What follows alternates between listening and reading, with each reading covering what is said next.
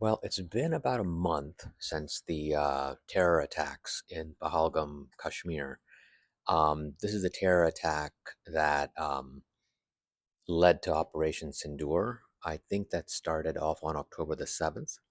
Pakistan reacted to the strike against the terrorist infrastructure in Pakistan. They reacted with a missile and drone barrage, which was from all accounts, verified accounts, was effectively shot down by Indian air defense.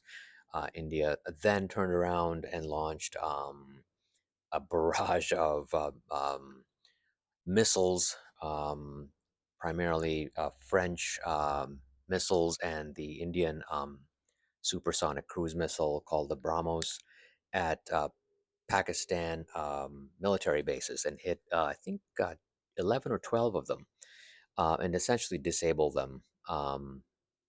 And also, from what I've read in the days since the operation concluded, India also happened to like neutralize Pakistan's nuclear capabilities in that offensive. So that was pretty impressive that India was able to do that in such short order, as well as so adroitly fend off the Pakistani missile and drone strike.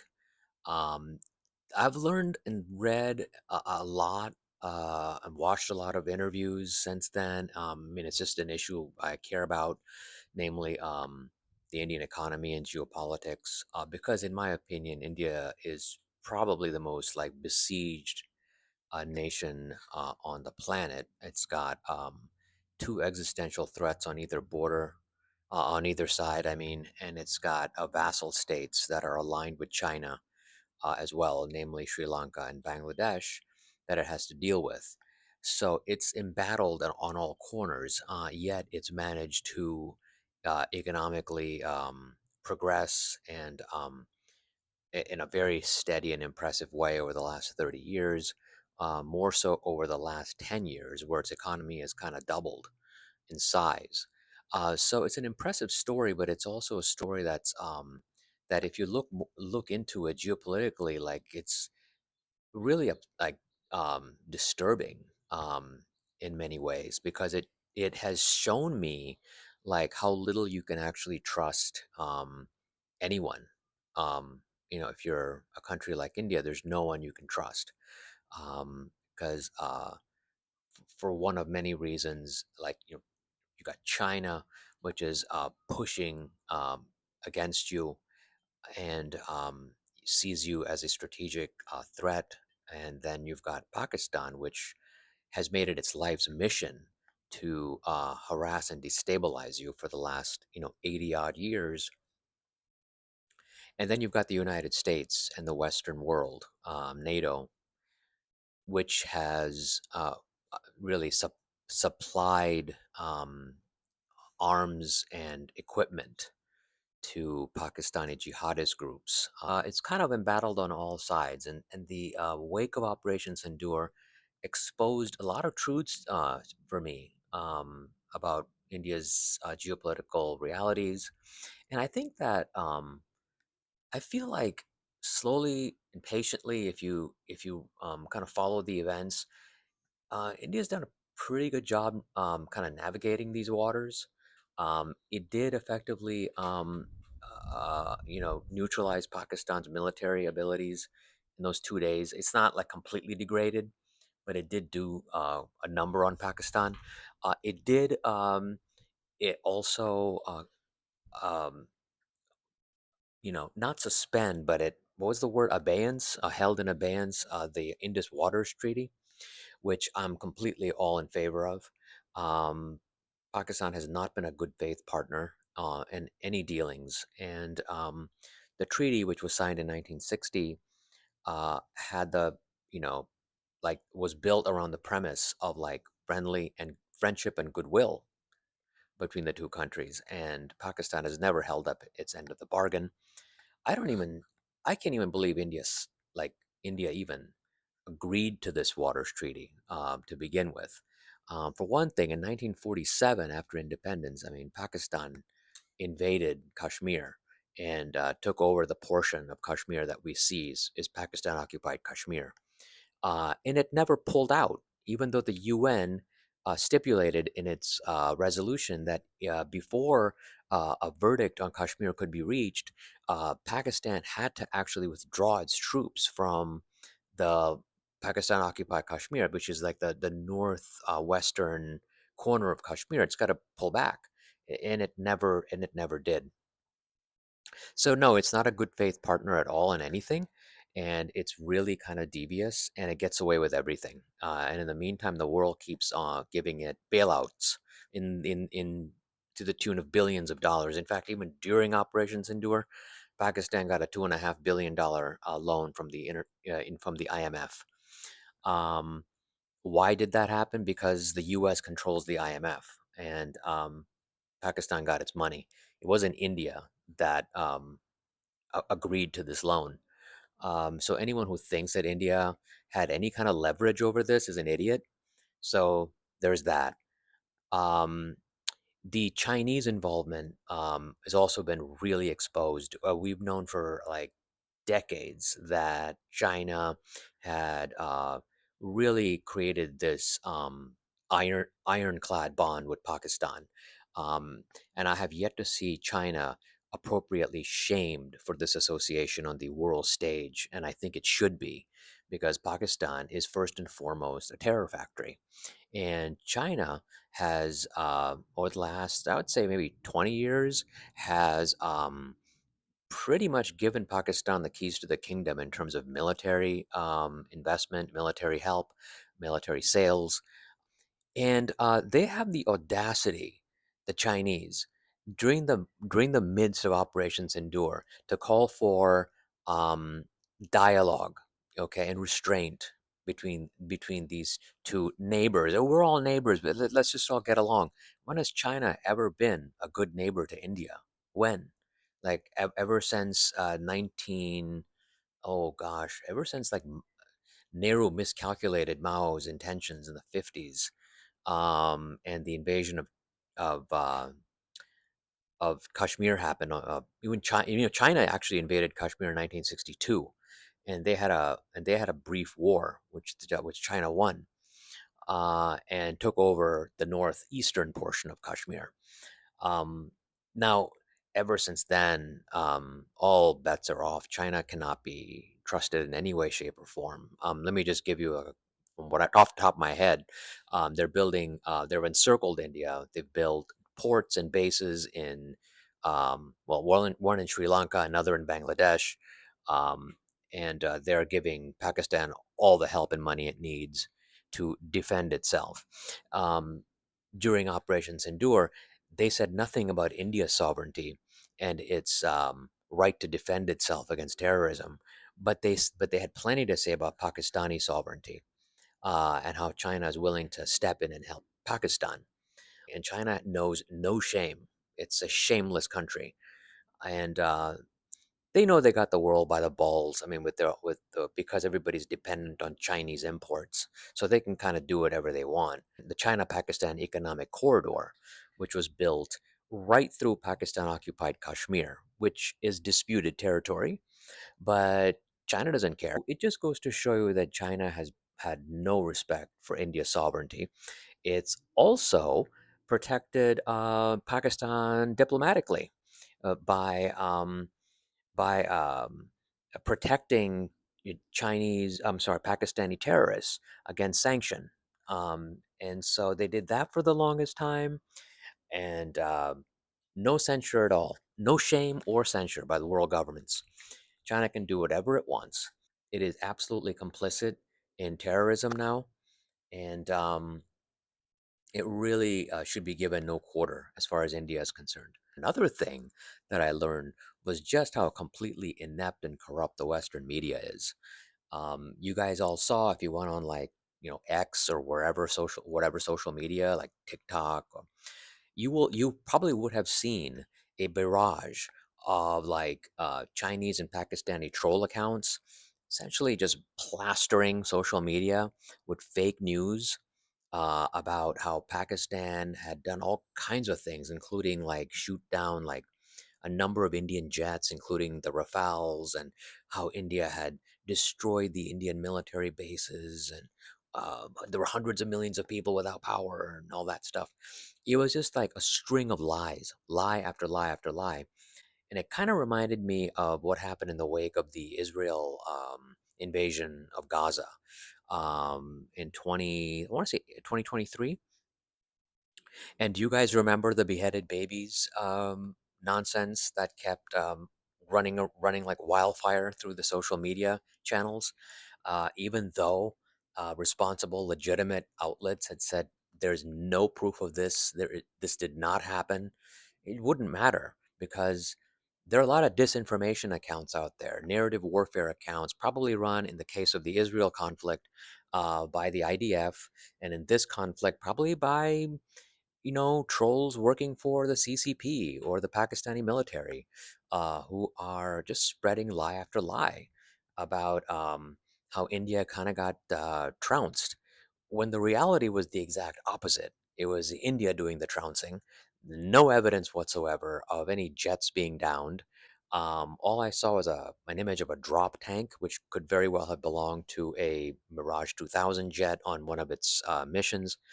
Um, Anyway, there was no truth to any of it. And the fact is that the what really happened was the opposite. So yeah, it was very disappointing to see the Western media fall into the hands of these troll accounts and just kind of repeat every claim it made. I'm thinking about articles in leading papers, even European papers like Le Monde, which stated right up front that India had underperformed. I mean, how could you be as effective and disciplined and show such a show of force in those 3 days and still be called underperforming? Or in the case of the U.S., where I think the New York Times had like done published an article about unnamed officials, quote unquote, corroborating the shoot down of a Rafale jet. What intelligence do they have that corroborated it? We live in a world of social media. You could see a picture of anything, a video of anything, and nothing's come up. So unnamed officials was the first red flag in the New York Times. Never believed that. Um, and I think they may have been doing more of the work of the U.S. defense industry because they know that India isn't going to buy the F-35. So they wanted to, badmouth the Rafale jet. Whatever happened, that was in the early days, and ever since then, the truth has slowly come out in the world media. And if you look around now, you'll see a lot of like outlets sort of quietly admitting that they were wrong and that India's performance in that operation had far more depth, precision, and effectiveness than they had anticipated. So I think it kind of like left everyone in the West scrambling when they saw this show of force. So, I keep investigating stories about Sindoor and seeing analysis after analysis of it, and some of it's really fantastic. I've learned a lot about it and the operation. I'm gonna link down below just so I can have it for myself, like a kind of catalog the links that I found most helpful. But there are a lot of really like intelligent and kind of brilliant kind of voices who spoke truth about the operation.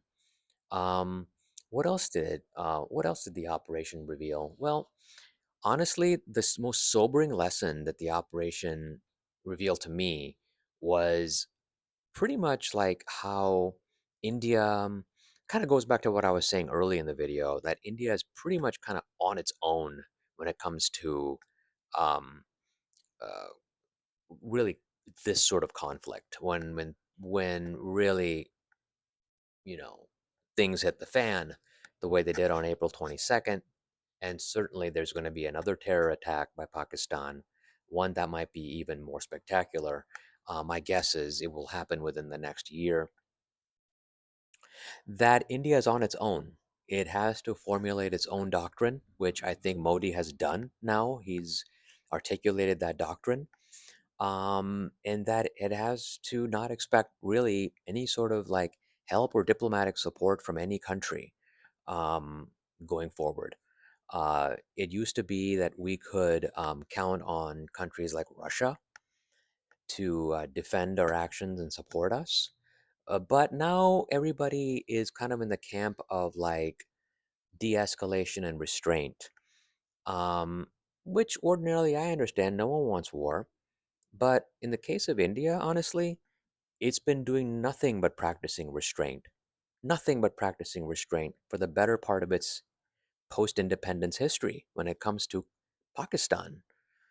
And now, when it decides to actually strike back, is when the world starts to kind of tremble and sweat and start scolding and berating India, lecturing India about restraint.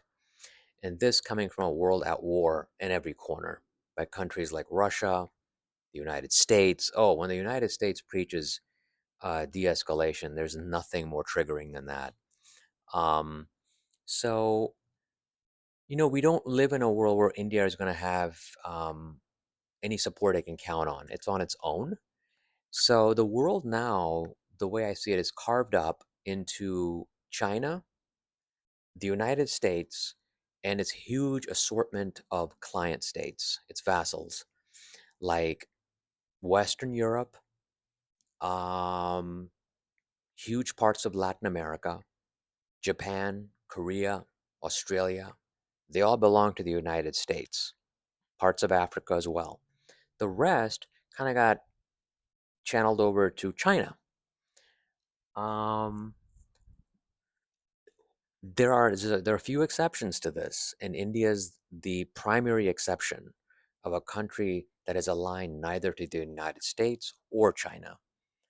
Well, against not to China for good reason, and the United States too. You can't really trust what they're going to do. We cannot trust the United States.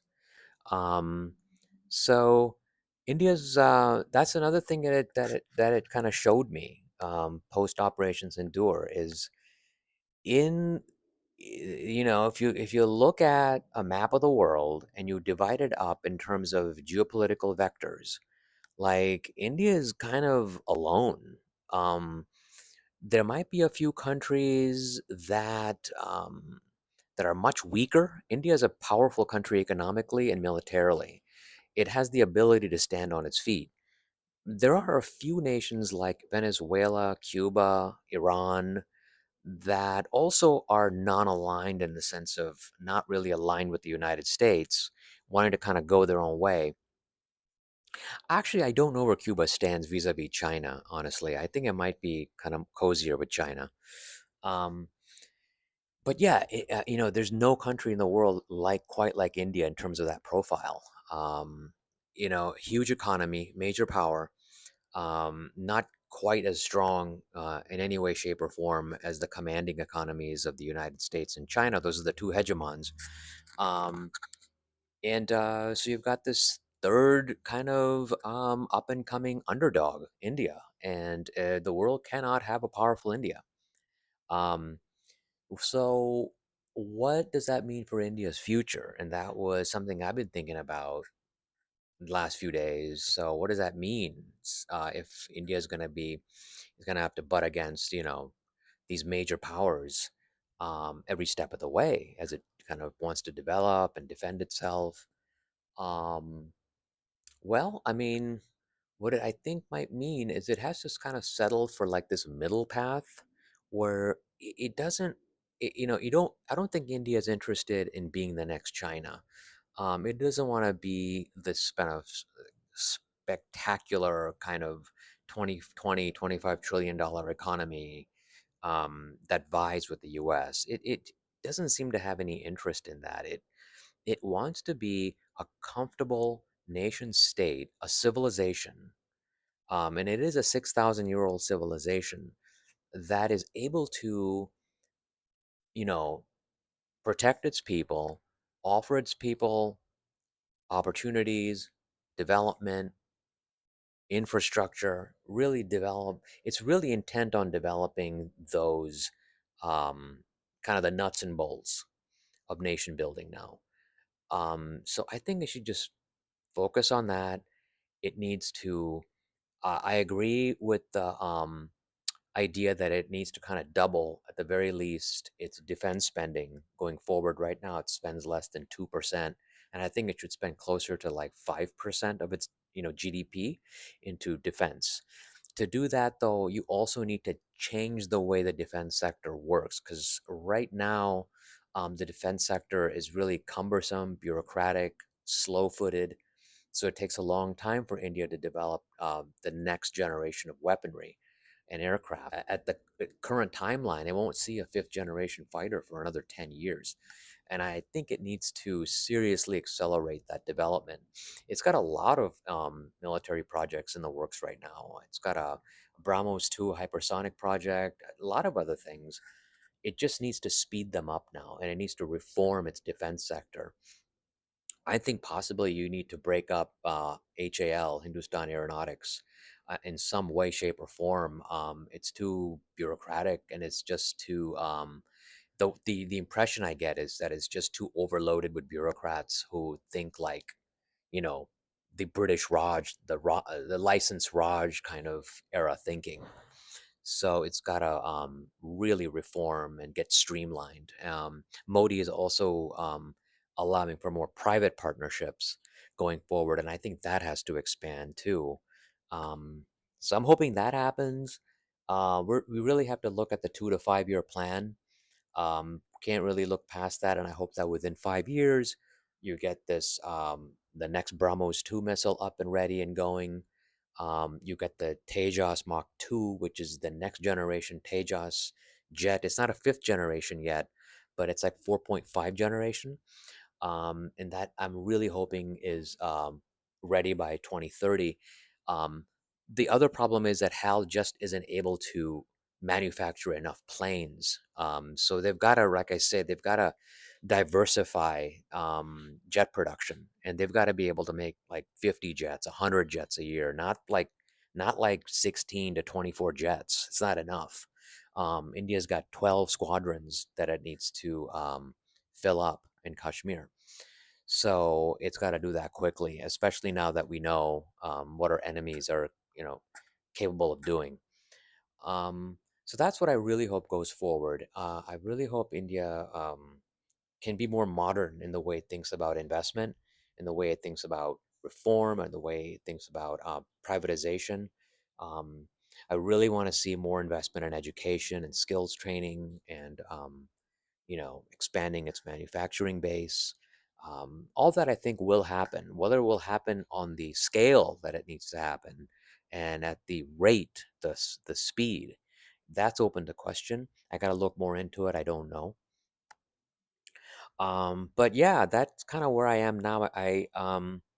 Obviously, I'm impressed with how India performed during the operation. I was not so I was not so pleased with the way the Western media um, um, reported the story, or I should say, underreported or misreported the story.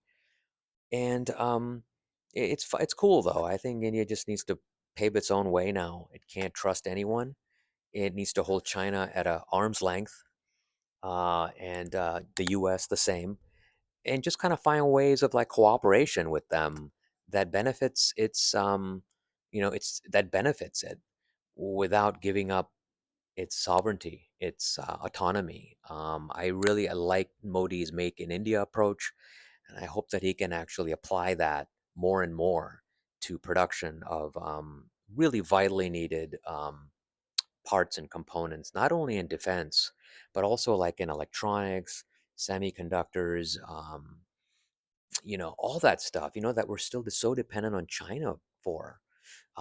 India makes all these iPhones and smartphones and stuff, but it still has to import a lot of those parts from China before it can assemble them.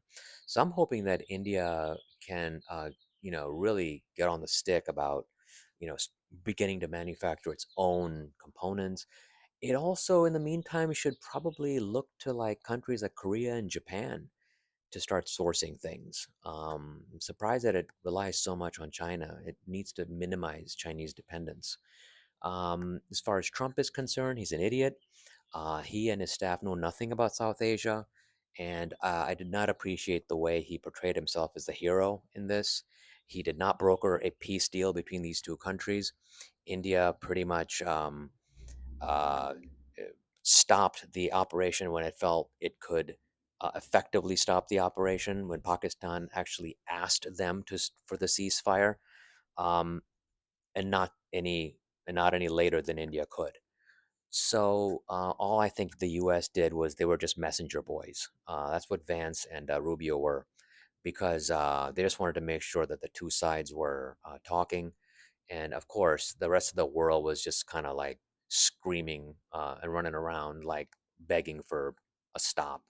Well, if they'd been paying attention, they would have known long ago not to, aid and support Pakistan, and actually realize what the situation in Kashmir and in India were actually like. But not really. I don't think that many people know or care what's going on in South Asia. And that's cool. That's cool. I don't expect people to know or care about it. But just stop the lecturing then. Stop the scolding. Stop the misreporting, and stop claiming credit where you don't deserve it. And I'm talking about Trump here. He's gonna try to um, squeeze as much juice out of this as he can for personal benefit, and to feel like he was somehow the hero in this. He was not. He had nothing to do with it. In fact, heck, Pakistan actually thanked Trump, because otherwise India was gonna pulverize Pakistan all the more. Um, and Yeah, that's about where I am with that thinking. And this might be my last video on the subject of Operation Sindoor. I'll probably do more videos on Indian geopolitics and economy, because I just find them really fascinating. I like underdog stories, and I really think India is the world's #1 underdog story. So, wishing it the best, and hope you guys are all well. And please like and subscribe, of course. And we will talk next time. Okay, bye bye.